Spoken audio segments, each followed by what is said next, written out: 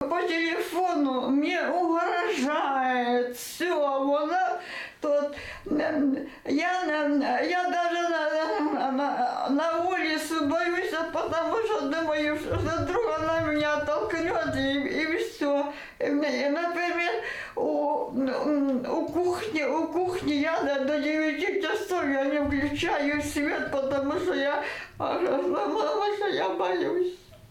В таком отчаянии запорожская пенсионерка Галина Белая живет уже несколько лет. Рассказывает, угрозы в ее сторону звучат от людей, которым раньше доверяла. Женщине 75 лет. Она часто болеет и требует дополнительного ухода. Детей и внуков нет. Муж умер. В 2009 году помочь вызвалась бывшая коллега. Предложила, чтобы за пенсионеркой ухаживала ее дочь. Договоренность решили закрепить у нотариуса. Он должен был составить договор пожизненного содержания. Но, по словам пенсионерки, она подписала его, даже не прочитав.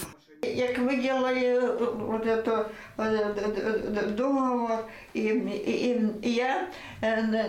они даже меня у кабинета не пригласили. Вот.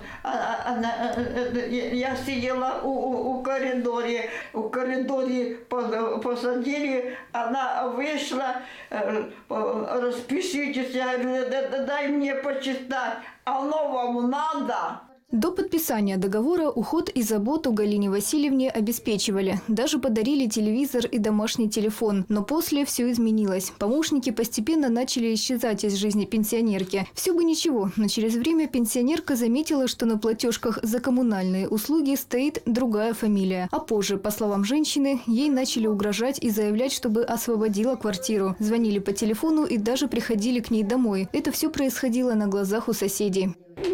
Я просто опустилась, она пришла и тарабанила в дверь.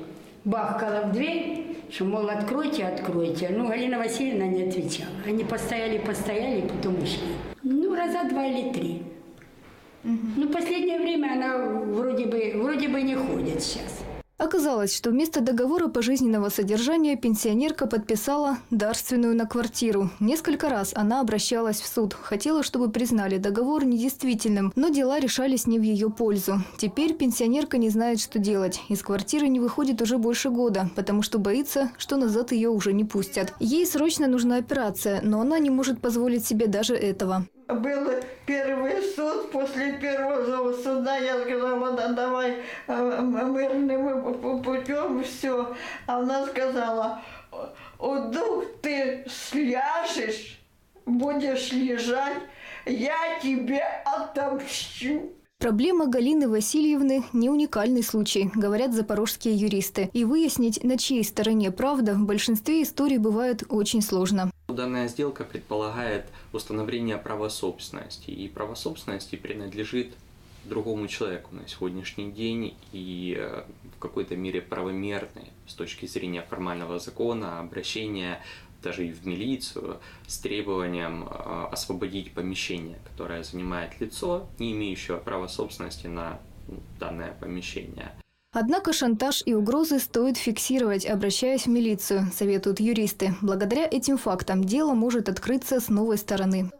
То, что касается угроз, хотя бы фиксировать сами факты обращений с угрозами, будь то по телефону или лично, потому что количество этих обращений также будет благоприятно влиять на развитие ситуации. А чтобы подобные ситуации не повторялись, специалисты советуют перед подписанием любого договора внимательно изучить его содержание. Если есть хоть малейшие вопросы, обращаться за разъяснениями к юристам и адвокатам. На сегодняшний день в Запорожье действуют инициативные группы, в которых такие консультации можно получить бесплатно. Евгения Маловик, Сергей Чалый, ТВ5.